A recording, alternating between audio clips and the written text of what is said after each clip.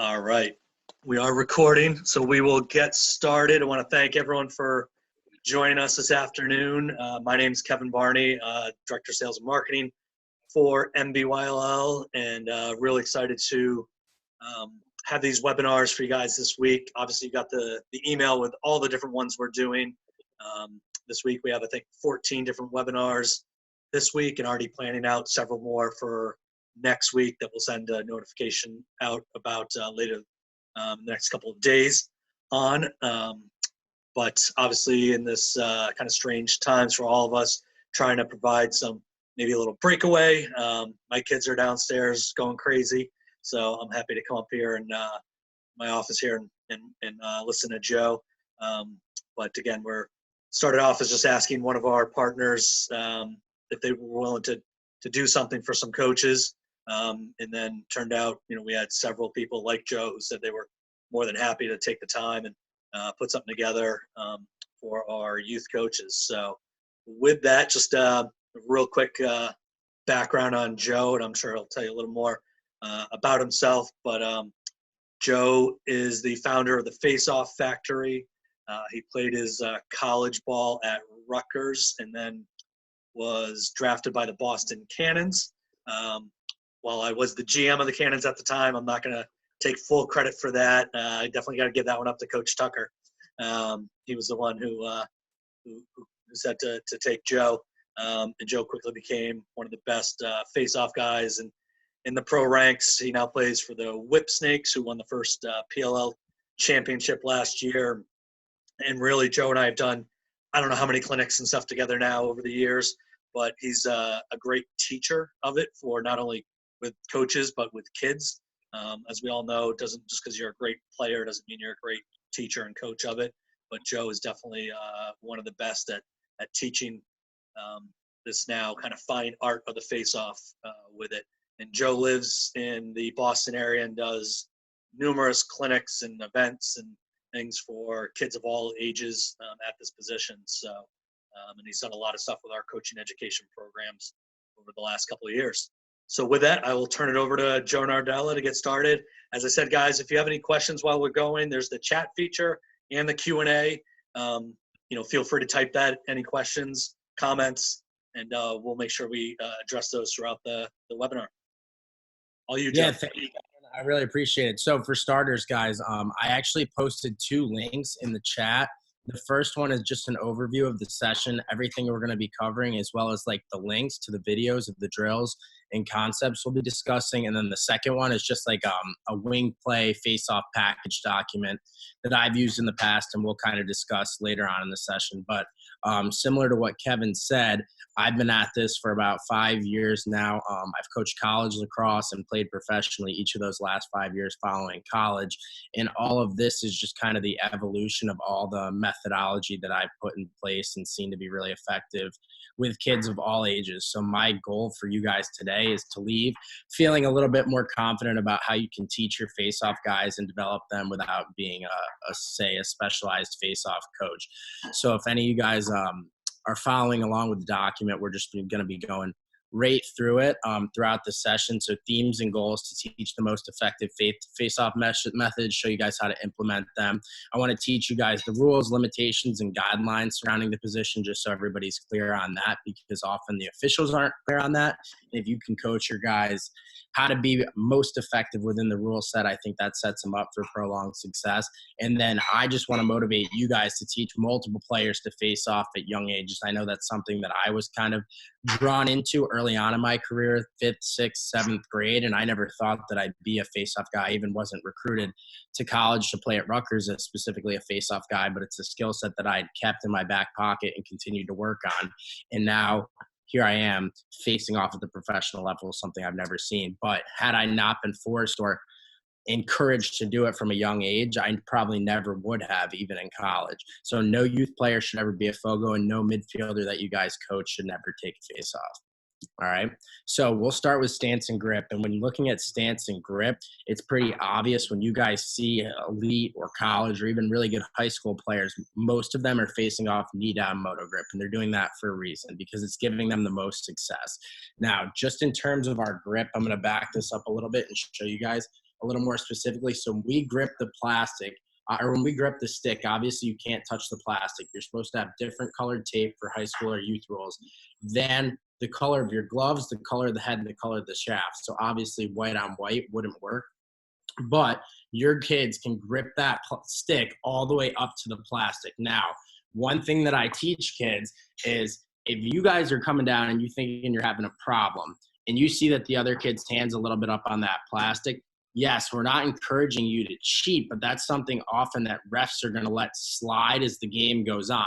So if you see somebody else with that hand up there, you should probably do the same thing and save your complaining or your asks of the official for later on. All right. Now, our hand cannot be gripping this plastic, but as you guys see, this stick that I have here has a shorter throat, right? This stick is specifically made for facing off. So if you have a kid who's going out to take the face off and his plastic comes all the way down to about here, that half inch makes the world of difference. So I would highly encourage, even if you guys have one stick for the entire team to use, make sure you get a stick with a shortened throat. It'll really help your guys. When we grip our stick with that right hand motorcycle grip, one thing I like to think about and translate a lot of our face-off stuff to is being like a boxer, right? That's the only other, I guess, sport where we're really just punching and extending this right elbow. So our mechanics need to mimic that. So I see kids come in or they grip the stick to the side or really loose. And when they hear the whistle and squeeze, it takes them half a second to get to that strong punch point, right? So when I'm watching film on a lot of top guys that I'm scouting, playing against, or even myself, the goal is to hold this stick loosely so that someone could pick my hands up off the ground, but firm enough where I don't have to waste any time to get to this strong punch position. All right, so what I like to say is you wrap your fingertips around that stick, and then I'm going to slide it right on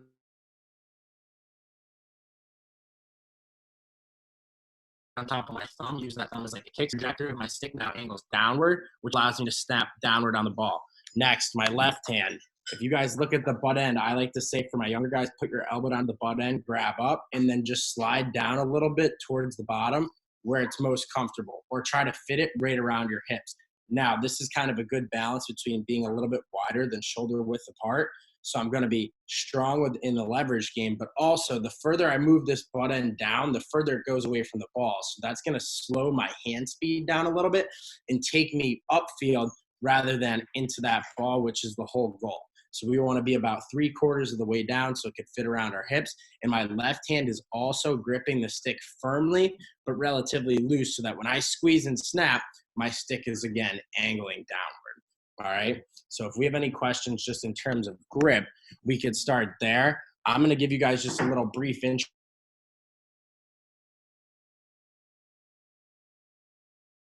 on neutral grip. We're more comfortable with this and it's coming back. So when we go neutral, kind of caveat with it is you see a lot of kids put their thumb up like this and they're trying to stab in. We want to mimic the same motions of trying to go downward and into the ball. So what I like to say is if they're going to grip it neutral grip, fingertips, and then wrap them like half a ring up that shaft so we can still get a little bit of turn down with that right wrist and punch into the ball properly. All right.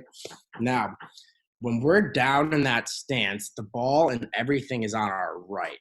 Okay. So if I were to come down and line up, the ball starts a little bit higher than the middle of the stick, and the top of my stick has to line up to the throat of my opponent's. That's called top to stop. And as you guys have probably seen, the officials point to a spot. Both guys are supposed to line up with the ball in the middle of that spot, or their stick in the middle of that spot, and they're going to place the ball down next. You cannot move after the ref says set. So I see a lot of younger players who get fidgety and try to adjust their stance after the ref says set. That is technically a violation. So once that ref says set, you can no longer move. So when coaching your guys, I would try to tell them and encourage them to get down on that down call and be set before he says set. Now,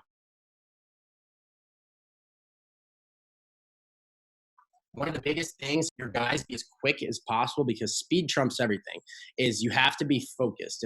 And a lot of younger players, even high school, college, pro guys, I find when they talk to the ref or the other guy, they're not very focused. And I find a huge correlation with them going early after speaking prior to the face-off.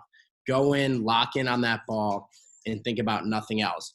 So when we're looking at the ball, rather than just looking at the ball, I tell my students to take a deep breath out on down and just try to regulate your breathing. Don't think about it whatsoever. And you want to pick out like a smudge, a letter, a line, and just laser focus, lock in on that part of the ball. And that's a great way to just set yourself up for being focused, being ready, and having success at that face-off. Next, when talking about our angles or like referencing boxing, everything needs to be on a straight line.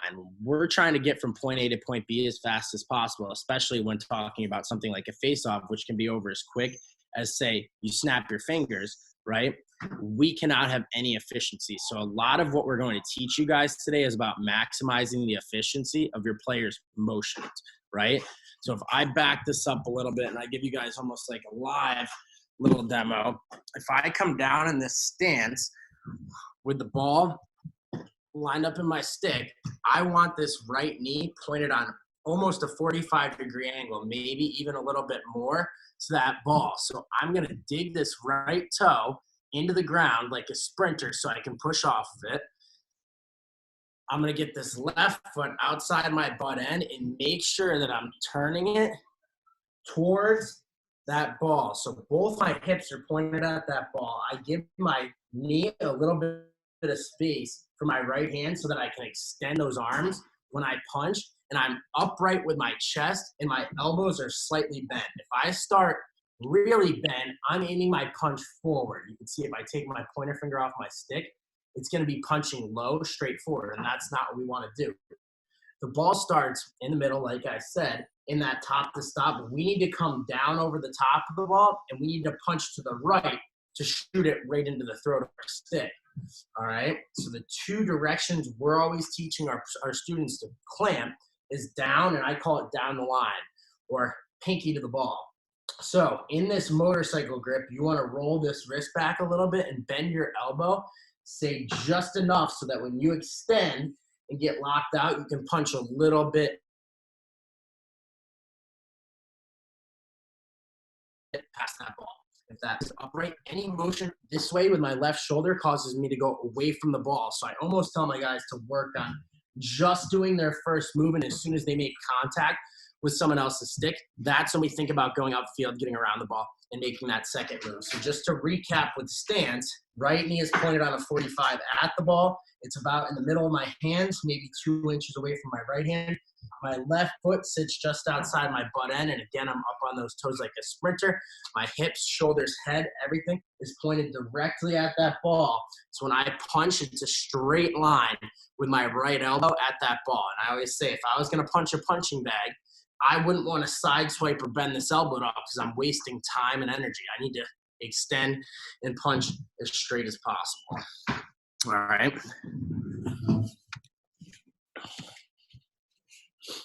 Now, we talked about the principles.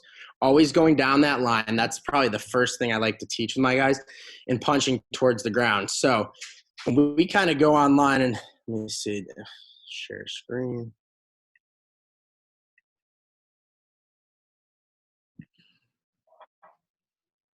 One second, I just got this up.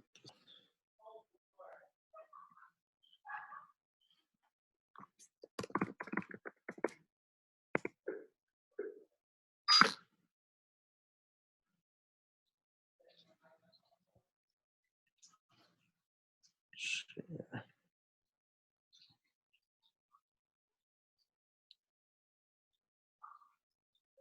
Browser access.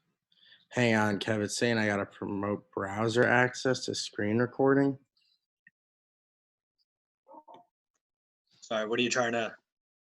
It's saying I need to promote browser access to screen recording.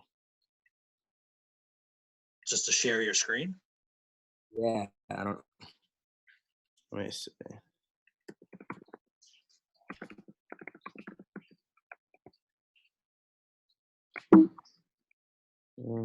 That's not good.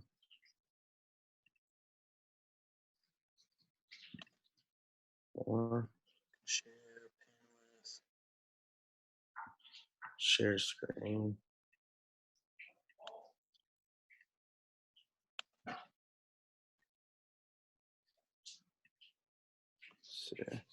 So privacy. All right, one moment, guys. Sorry about this. I love technology. Oh yeah. It's great until it's not. Yeah, we haven't had any problems before doing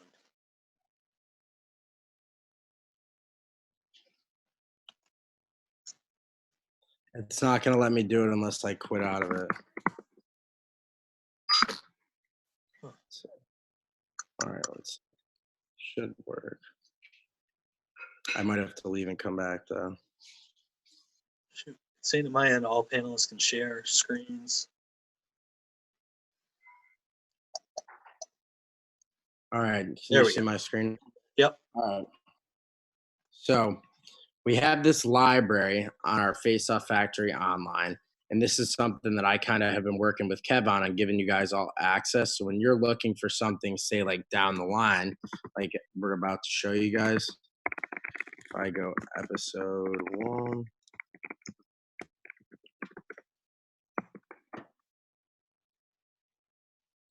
I can go right to this platform and show you guys this video. Hey guys, today marks the focus on since our first session is something pretty simple, but I think all face-off guys need to work on, which is eliminating elbow flare. And my best reference I use, and a lot of my Massachusetts guys will know this, is when you guys punch at that ball, think of a boxer. A boxer doesn't punch somebody like this. They snap that arm. Although we want to avoid being totally exposed, avoid movements. The best way. This is a really easy drill to do for guys on their own, as well as against like a half clamp. To do it is to play this game I like to call just down the line. So I'm going to start with the ball at the top of the stick. And the reason we're working on this is now more than ever with the top of the stop thing, we have to get down the line, and elbow flare is going to make our clamp really inefficient and really unsuccessful. So I'm going to start with the ball all the way at the top of my stick. I'm going to utilize good technique, and I'm just going to try to slam that ball into my ball spot.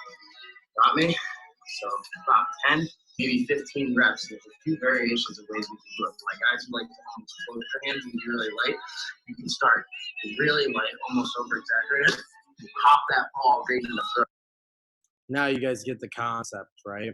So as easy and as simple as that sounds, that's a great way to practice over punching down that line. So someone who just practices with the ball in the middle of their stick, they're not going to be able to slam their plastic through yours if your muscle memory is ingrained that you're going like a whole nother inch past them. So that's a really big way, I think, to just properly instill that technique. Now, we talk about our right hand ways. Things that I say is, hey, we're just going to try to slam that pinky into the ball and slice it. And my thumb now snaps 45 degrees diagonal, and that'll give us that nice extension with our right elbow.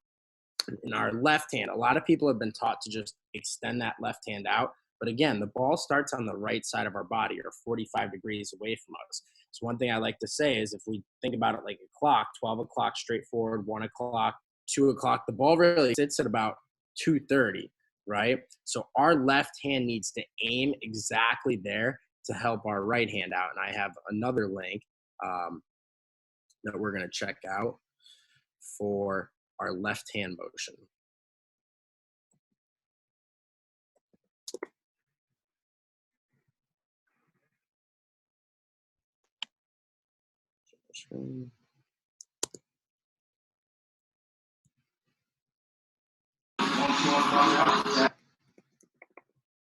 Family Coach Nardella here with another episode of Workout Wednesday. One topic that we've kind of received some requests about is our left hand punch. And I think we can work on this in a variety of ways. And today I'm going to share 2 things with you guys that I think, and they're just small, like kind of basic things that I think can really help you if you implement effectively into your practice. The first one we've talked about before is our first move face-offs. Right? So I'm just working on this first move, and I want to give myself kind of like a barrier.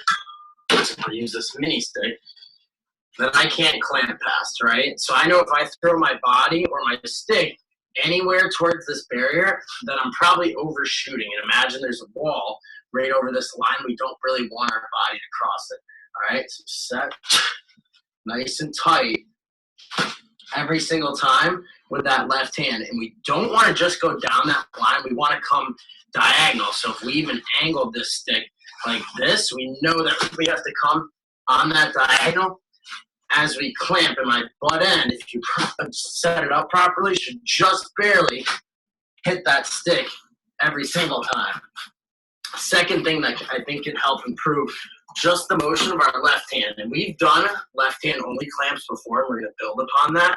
Similar to our right hand stuff, if we grip the stick just with our left hand, we're going to choke up a little more, and we're just working on that diagonal and downward motion with my left. As you can kind of get that motion down and continue to get the ball in the throat and feel comfortable, you can start with two hands on the stick.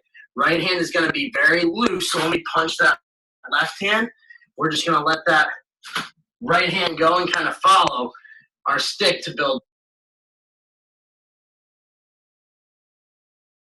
Now, as you guys kind of see there, that is like a super simple way to just make sure you're being extremely efficient with your motion. So I always talk to kids and say, what's faster, a short motion or a long motion? Obviously, a short motion is much faster. So if we can make that first move in our face-off, which is arguably the most essential, because like we said, a face-off can be over in half a second. If we can make that first move as short and as quick as possible, you're setting those kids up for success as they kind of progress through their training.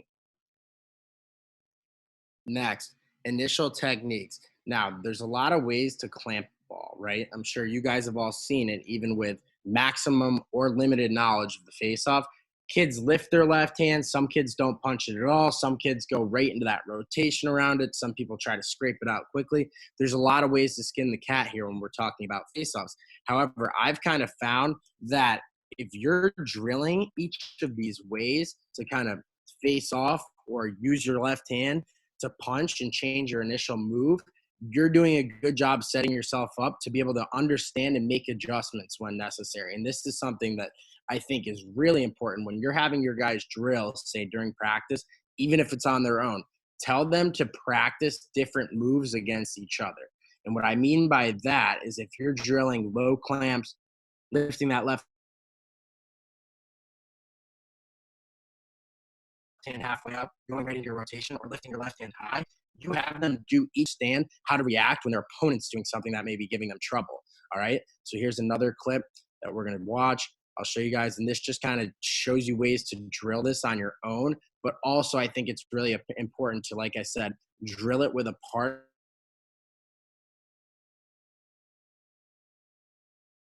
and do it almost like working on pulling the ball up, but do it throughout the first move into an exit, right? We're not playing out the ground balls, but you want them to think critically about, hey, I did this. What was the result when he was doing that? All right. Kev, do you still see my screen? All right, cool. Must not have stopped the share. What's going on, guys? Welcome back for episode 2 of Workout Wednesday. Today, we're going to stay on the topic of clamping because that should be guys' bread and butter if you want to be a legitimate face-off option at the next level or just be as good as you possibly can. So today, what we're going to talk about not seeing your video. What? Not seeing your video. Oh, really? It's not allowing me to share a screen. All right, we're good now. There we go. We're going to stay on the topic of clamping because that should be today. What we're going to talk about is clamp variation. So most of you guys know what I'm talking about when I say clamp variation, but for those of you who don't, I'm talking about people who clamp with their left hand low, who punch their left hand up a little bit, or for people who straight up pinch. While there are advantages and disadvantages for all three, I'm going to show you how to work on all three so you at least have 3 different types of clamps that you can throw at somebody and change it up to give you other options if things might not be going your way. So the first one is our standard clamp with our left hand low.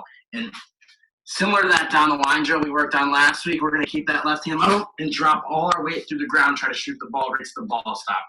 Second clamp variation is kind of like a mid-pinch. And a lot of guys train on keeping their left hand low, but when they face off in a game and they're not thinking about it, they pinch that left hand up. So why not practice it a little bit? I'm going to pinch about knee height, and I'm not going to focus too much on punching out, but more so getting down the line and over that ball so I can sink it right in the throat of my stick very quickly. Lastly is a high pinch, and this is for people who may be faster than their opponent and want to get in and out. We're still going to push off our toes, get down that line, but we're going to bring that left hand almost straight up to try to grab a piece, if not the full thing, and get that ball out. Thanks for watching. I'll see you.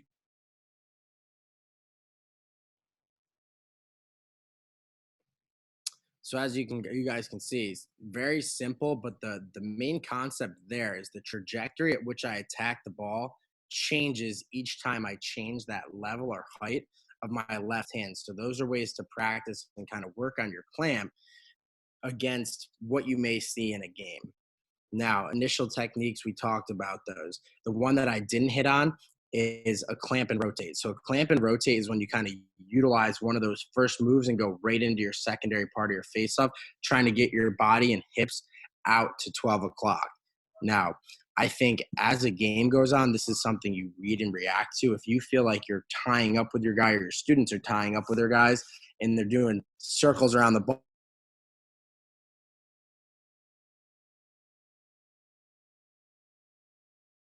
you want to hang. You guys are pretty quicker, and I'll show you guys some more drills for the tie-ups next. Now, I think all of these drills are really easy to drill against what we call a half clamp. So if I were to just show you guys right here, if my partner's about to clamp the ball, I'm just covering half of it, because if he pushes forward at all, he pushes that ball into my stick. So what he really needs to do is attack down this line and shoot the ball into his throat. And what you'll find is his plastic slides right underneath mine by properly going down the line. And the target really is his fist is aiming right at my shooting strings. The throat of his stick ends up right on that ball. Next, talking about tie-ups. Whenever you have guys who faced off before and maybe pretty experienced, you're not going to have a ton of clean wins or a ton of clean losses, or at least you'd hope not. So what we like to kind of discuss is usually the guy who moves second first wins when the initial speed battle is pretty even. So similar to any athletic stance, and you want to think wrestlers in terms of this tie-up strategy, feet wide, butt high, head low, and you want your knees or your shoulders inside your knees and your arms slightly bent.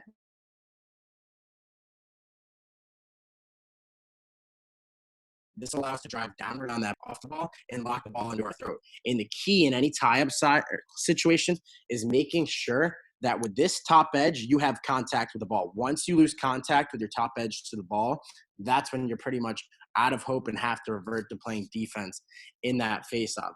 So we've kind of developed and experimented with a ton of different ways that you can rep out tie-up situations. You can play from in front, you can play from behind by giving one guy a little bit more, a little bit less. They could start perfectly equal. You could have one guy go one move at a time.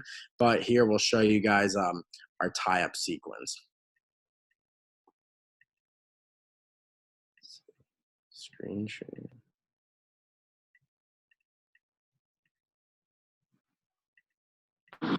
Hey guys, welcome back to Hey guys, so there's three different ways when you're tied up with somebody, you can get your bottom sidewall or your top sidewall rail underneath theirs to get over that ball. So I'm gonna have Max come down with me and I'll show you guys. So if we simulate a perfect tie up, the first one is to get down that line. I can push that ball into my throat and get underneath his stick. The second way, Max is gonna show you guys, if I have the pressure down and I'm holding, he can lift his left hand to transfer his weight downward towards the ball to get underneath my plastic. The third way, which most of you guys already know, you may not know that you know, but is to just traditionally get around that ball and drive over that top sidewall. So now as I do this one, this is that clamp and rotate we're talking about. Watch how my feet, we're trying to get a better angle. See, Max is in that position now. His butt's high, his head is low, and his feet are wide, right? And see, I get there. And one thing I would say I do a better job of him here is you look at the trajectory of my back. I'm pointing more down, whereas his back's a little bit flatter. We want to make sure we're getting all our weight down and through that ball. And if we stay short and light, or short and choppy, I like to call it, with these motions where we're not overextending our arm arm to this shoulder of him, meaning up over that ball. Angle so a drill that we've kind of been doing is we've been taking reps that we designed, I'd say a week ago, from down the Max, is called offense, defense, and tie-up. So Max is going to play offense first, which means we're going to simulate that perfect tie-up. We're both going to hold. I'm on defense, so he gets to make the first move. Each move is distinct from one another. So he moves, then I move, and we kind of go back and forth until one of us can get the ball. And each time we're trying to get the ball, or as much of the ball as possible. So ready, Max? And the reason we would do this, or we slow it down, is so guys can see which moves that they're doing or how they're kind of putting their pressure into the ball, how effective it actually is. So it's a little bit of a trial and error kind of game where we're just simulating micro situations and trying to further like develop the understanding of face-off students. Start, and I'm going to call it if I'm on defense. Down, set, go. All right, so he moves. Now my turn. And I would have won that one. Now, we'll let him play. When you guys get the point, you could have both guys doing it, just kind of alternating, and that allows you to really figure out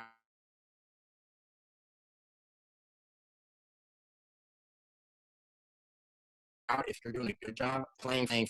No face-off situation is ever going to be perfect, so you want to do everything you can to prepare yourself for both sides of that battle.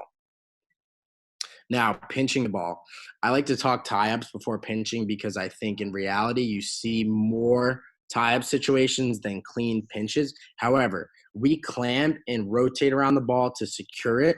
We pinch the ball to direct it or try to put it where we want. So just giving you guys a quick demo. I don't know if anyone has their stick. When you clamp the ball, and I see a lot of guys do this incorrectly, the biggest thing when I pinch is that my right hand is not pushing forward. You see how the stick flexes forward? That means I'm not going to be able to go out the front if my stick weren't a little bit too pinched. My right wrist comes back and my pinky stuffs down. So I'm pressing this way. And as I'm doing that, all I'm doing with this left hand is smashing it up and then pulling back to my body. And the reason we pull it back to our body is so we can lock it in, fight through any pressure, anyone trying to counter us, and still exit effectively. All right. And when pinching the ball, I got another drill for you guys. I think the biggest thing is you got to, especially with younger players, make sure they practice it countless times so they're using all their strength and all their weight. A lot of young players aren't strong enough to pinch some of these stiffer sticks, especially if it's not a face-off stick. So what we want to like tell them is, hey, lean, push off your toes, use your shoulders, use your head, get everything you can weight-wise over that stick so it flexes a little bit more and you really lock that ball into the throat. And the reason we always talk about pinching well after going down the line, if the ball's not in the throat when you try to pinch it, you're probably not going to get the ball anyway. So we need to really perfect that clamp motion and getting the ball in the throat before we're even able to jump into pinching the ball.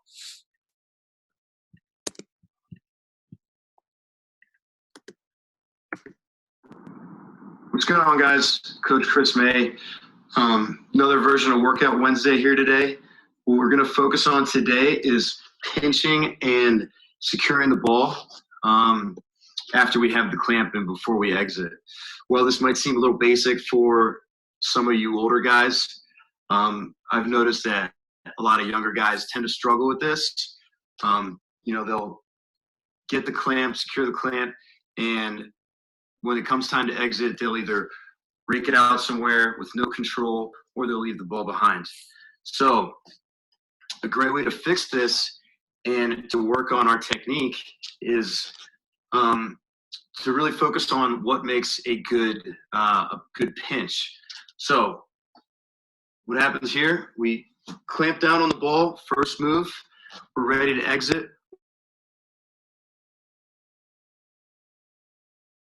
What we really want to keep in mind is having pressure on this right hand. And we want to use our left hand, guys, to manipulate that plastic, okay? A lot of coaches we have say a good aiming point is to have that butt end go to your armpit. And that actually is a great point because that'll allow us to, once we get that clamp down, to wedge that ball right into the back of our stick, okay? So from here, we can go through a little progression. We can go from, our first move, wedge that in nice and secured there, exit. You get that foot off the ground. We can work on dragging it, creating space from that one spot. But one thing we always want to make sure, and what I think is the key to a good exit, is getting this really good hard pinch on the ball, manipulating that plastic, having that ball secured in the back. So one more time, guys. Clamp down on the ball, pressure down on the right hand, lift that left butt into your armpit, feet, and then you can control wherever you want to go, right? So again, it seems really basic, but I think he does a great job breaking it down. And with a lot of these drills through self-practice, you can perfect this. I've seen kids, even at the Division I level, who've never been coached before, and they're seemingly better than a lot of these other guys because they're hungry to do a lot of this stuff on their own. And that's kind of the whole point of us having this library, is to give you guys access to coach your kids as much or as little as they kind of are willing to go.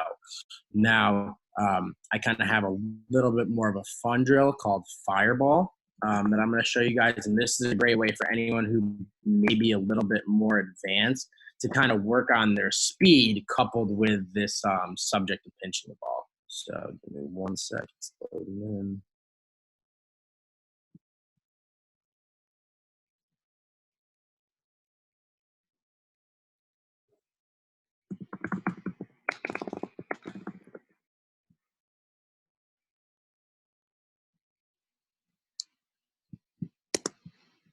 And this is something I recently did with my college guys at UMass Boston.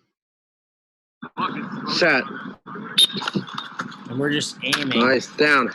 at this helmet. Set.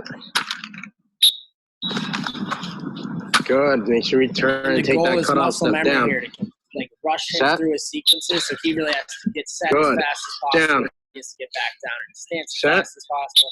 He has to really punch and get into the ball as fast as possible. Set. And now, as we kind of add degrees of difficulty, I want you to either lightly bounce it, right, or roll it to here. Yes. This is kind of that happy medium. I want you to either lightly bounce it, right, or roll it to here. Yes. This is kind of that happy median, about 5 or 6 yards, where you could pick this up yourself or box your guy out and let our wing guy pick it up. All right, we ready? Down. Get to those feet, see your target, just like you're hiking a football through those legs. Set. Down, softer, more touch. So we're actually doing this each direction with these guys so that they're working on popping the ball out to all 4 quadrants of the field. And So now we're going to work on tossing it out of rotations. You're going to come down. You're going to be the one clamping. You're going to come down on the same side of the line. All right, so come over here. Flip your stick around. You go lefty half.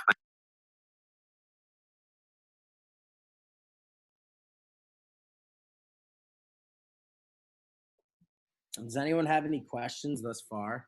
Let me see if I can pop the Q&A. I don't see anything on the Q&A, but I hope that's because I'm doing a good job explaining it.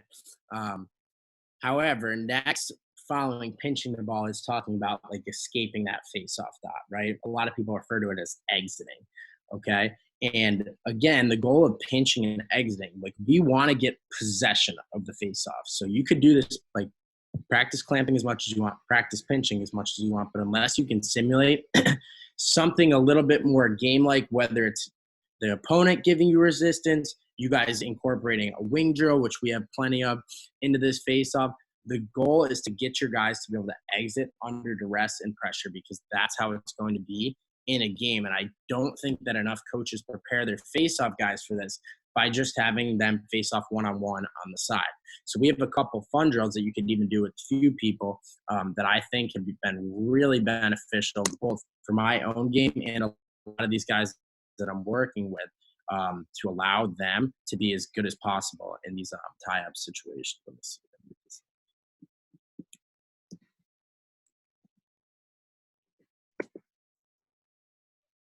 That one's not working.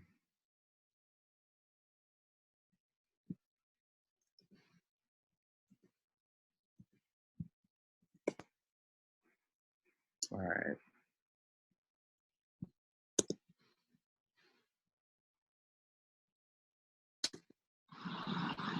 How's it going, guys? Welcome back to another episode of our rotations that we worked on last week that I call mobile escapes. We're going to do a couple different rotation variations, and then we're going to pop the balls to some of our stationary exit points or escape points from each spot that we end up in our rotation. So the first one, we're going to keep it really simple. And I love doing this with my college guys because we change it up and try to make it as complicated as possible so that in any game you could react to any unexpected circumstance, I should say, and be totally fine and comfortable executing. So the first one, we're going to do full screw or rotation, and I'm going to drop step and pop the ball backwards.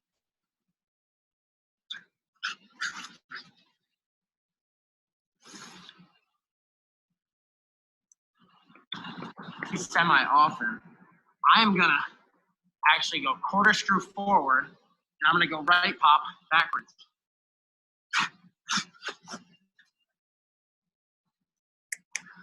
The biggest thing I would say when watching some of this stuff is like, you see how distinct each motion is right here?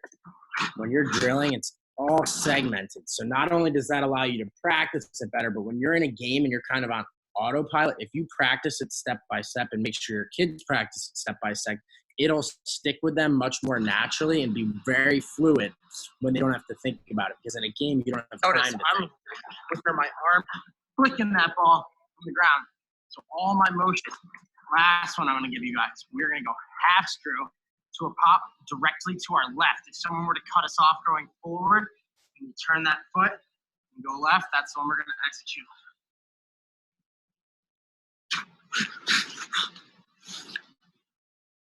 And notice every time I'm dragging a foot or two away from that dot, and that's something that allows me to create space while I'm trying to get away from my opponent. So a lot of times you see guys struggle to gain separation. That drag is a great way to kind of bend the rules but not break them, because similar to traveling in basketball, they say you get one step. So as soon as that pivot foot comes off the ground, refs are usually quick to blow that whistle for withholding. Now, as we kind of progress following exits, we talked about neutral grip a little bit. And I would recommend, if your kids are going to face off neutral grip, like say you have a long pole or a kid who's pretty athletic and you want to see a lot of the ground ball situations, I would recommend that they actually try going stand-up neutral grip. And we actually have a couple of videos on this. But the reason being is neutral grip, not only with that underhand motion and kind of grip of the stick, allows you to attack the ball at a different angle, similar to the moves we talked about earlier. Neutral grip allows you to be on your feet, not have to flip your hands, and be ready for any ground ball situation.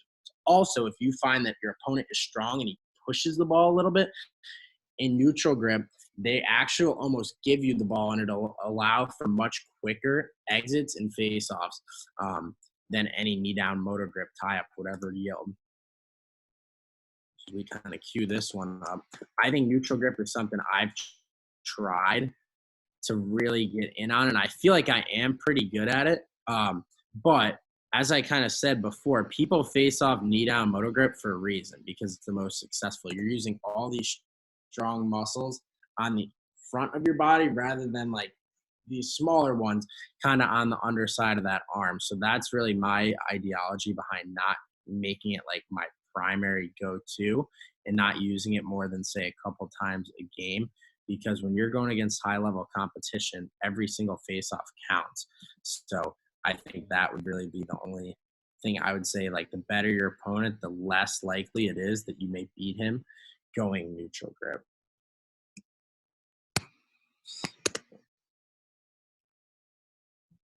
Sam page is not available.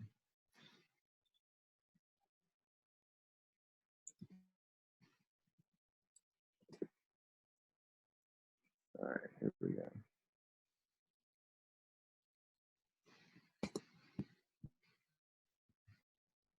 Hey guys, it's Hunter. Now, before I kind of start with this video, this kid, Hunter Forbes, actually is a knee down neutral grip guy.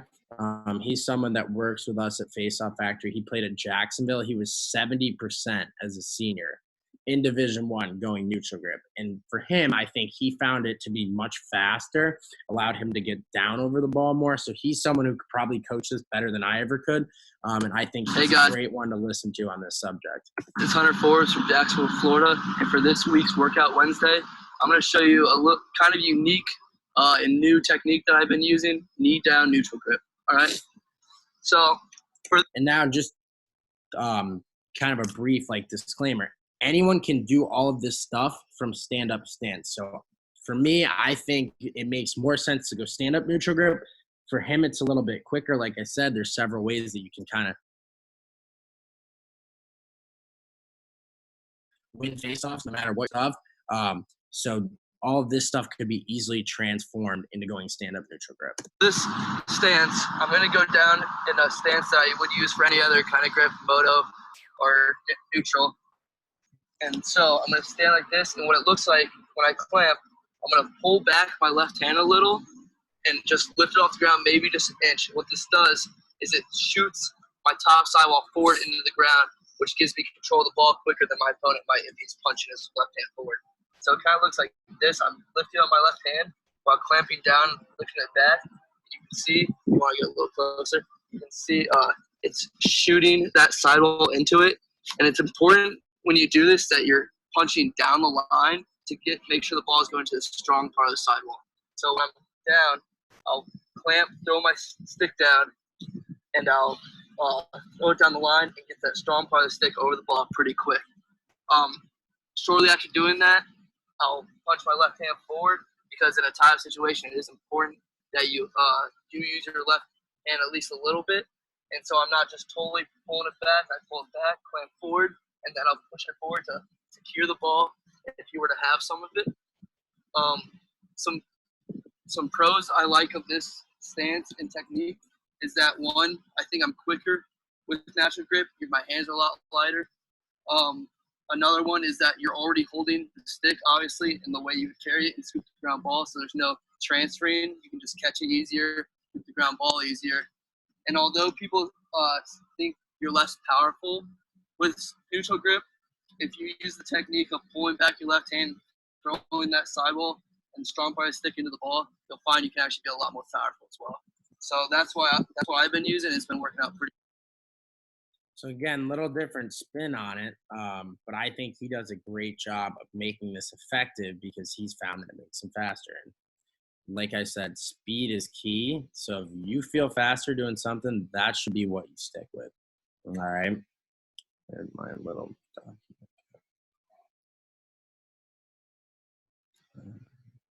document. Still no questions? Let's see. Nope, nothing. All right, as we progress, we talked through neutral grip.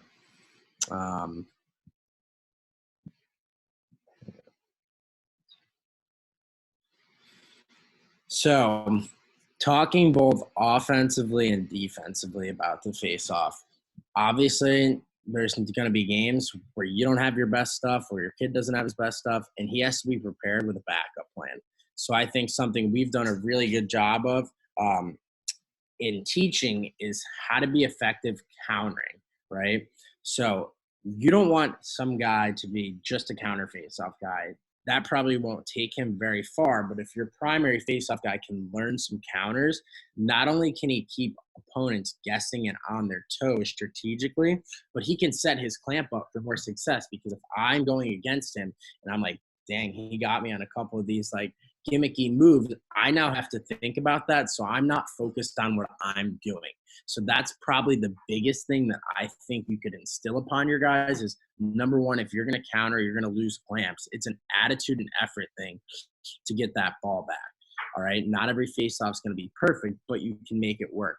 So we do a drill.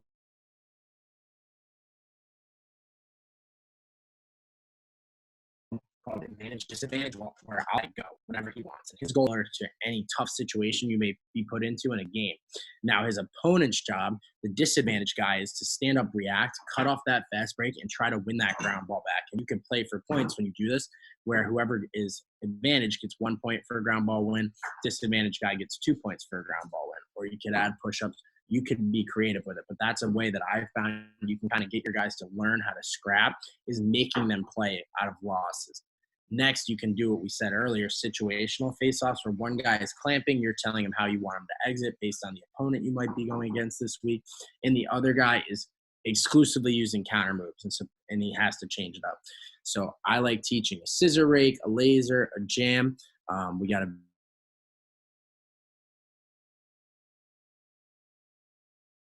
video for you that'll show when you're having your guys rake. A couple things I could just show you hand-wise, and obviously you guys will have this on the recording. If I'm raking the balls here, I want my stick to be extremely loose and light, and I almost want to pre-float it back, so just a hair. And the goal is to get this bottom rail into my opponent's stick. So when I say like a laser rake, my right hand's light and loose. I'm trying to come under and slice, and my left hand is actually going to start curled, so I get more yank down that line. So on the whistle, I'm slicing and pulling, and I'm trying to grab his mesh and lift him off the ground. Now, if I wanted to do a scissor rake, I'd take a wider approach in my stance. I'm going to do that same slice motion, but I'm going to pull my left hand between my legs so I get even more torque. And what you find is when you get this guy's stick or get his mesh with your stick, you can lift up and that ball will pop out and be a perfect 50-50. And things that I've found that guys have been surprised about is when you curl that left hand up, you get so much more yank down that line with this rake that alone can give guys an immense amount of trouble. Get you guys back on the screen recording.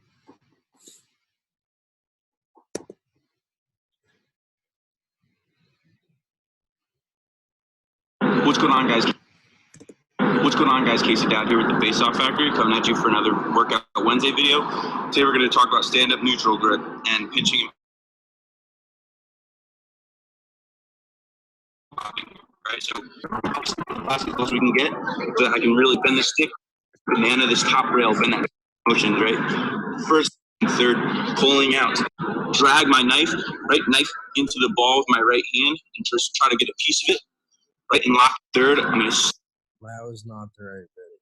That was the stand-up neutral grip one. I may have mixed those up. Anyway.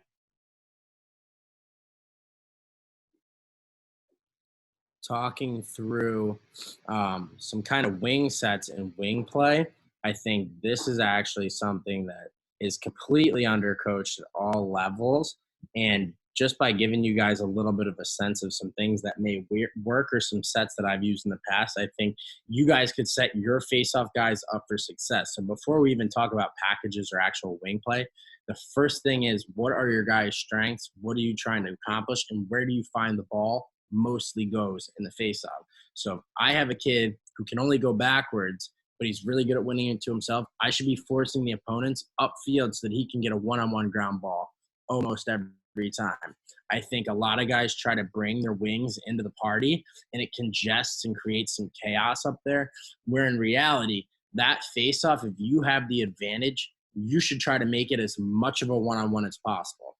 Now, I've timed it probably 10 times or so when watching film. It takes some of the fastest kids in Division I about 3 or 4 seconds to get from that wing line to the face-off dot if they're untouched. Now, if I have a wing guy who just makes a little bit of contact or bumps him, that time it takes to get those wings to the dot turns into about 6 or 7 seconds. So you're almost doubling your face-off guy's time to get the ball to himself just by making contact on the wings. And you don't have to grab or hold the guy, but you can shoulder him, you can give him a little bit of a hip check, try to deter him from getting into that what we call a circle, or that soccer circle around the face-off. And I think if you have a guy who's losing more face-offs than he's winning, you want to do everything you can to get those wing guys involved. So something that I've always liked to teach is you can kind of call it like a hook, where you start with your stick in front of that guy, right? Or if he's on the wrong side, you can kind of start with your butt end in front of him. And what you're trying to do is you're almost trying to grab a piece of him and step through to gain that advantage off that initial whistle off the line, because that first guy in can usually be the one to wreak some havoc and get that ball on the ground for you guys. Hey, Joe, we do have a couple questions on the Q&A. I don't know if you want to finish up with those. Yeah. What counters should be most practiced? I think you could work on that scissor and laser rake, and if you have someone say practice that for 10, 20 minutes, both doing it and going against it, they're going to be so much better once they actually practice it a lot. I know it's definitely something that is tough when you're going against a superior clamper, but the goal when you practice counter moves is to try to add a little bit of a spin on each time you do it. So for me, I found that slicing that right hand in and pulling that left hand works the best. That may not work the best for your kids, right? They may be better starting with a little bit of pressure on their hands than being light. But I think if they're able to kind of experiment and find what works, now they're going to know when they see certain things in a game how to do it. We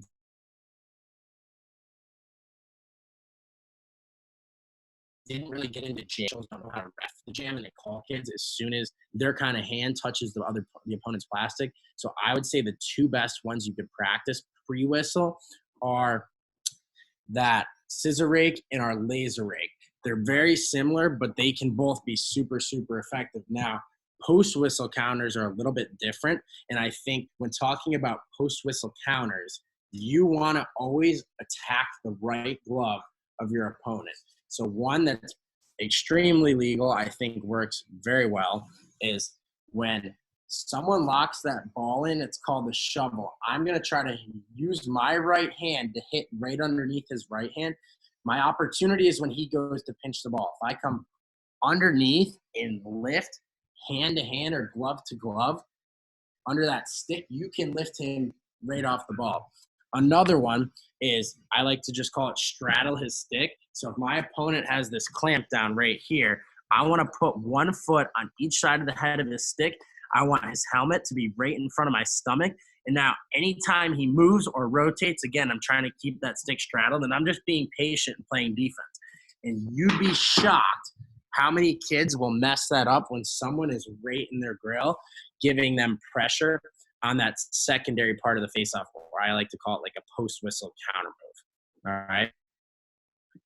Next, when you send a long pull out, do you want them to make a move and try to shift the ball in his opponent's stick, or do you want them to go straight for the hands?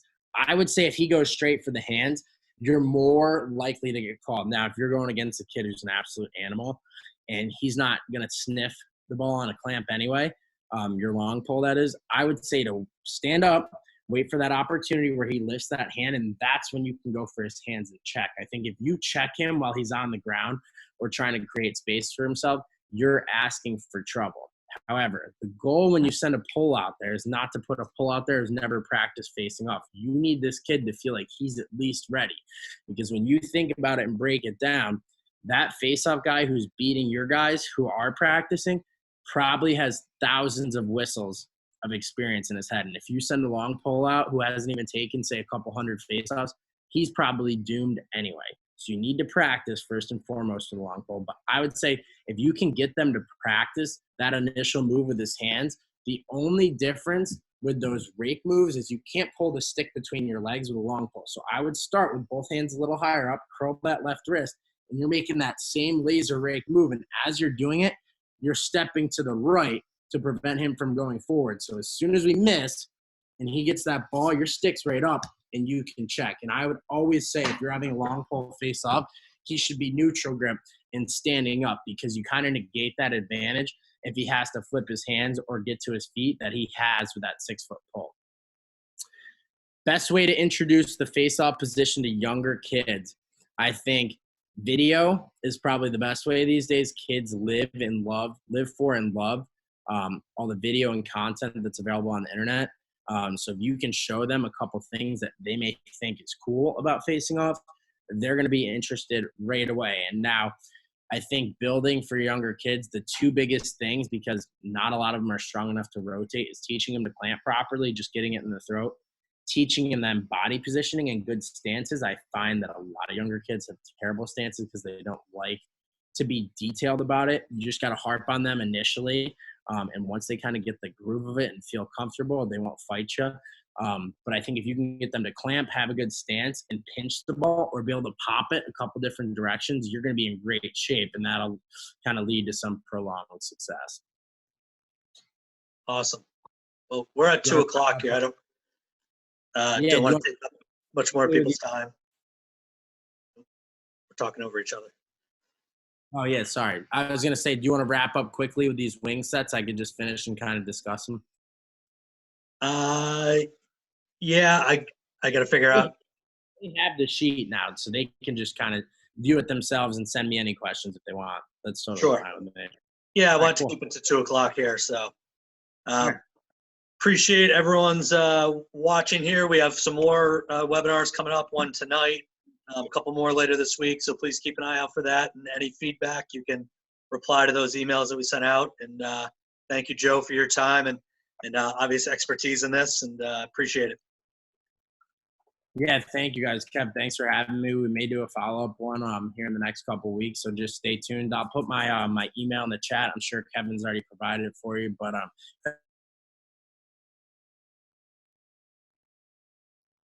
Yeah, you if can you have any questions, feel free. Awesome. All right, thanks, All right. Kev. Thank you, everyone. Have a good day.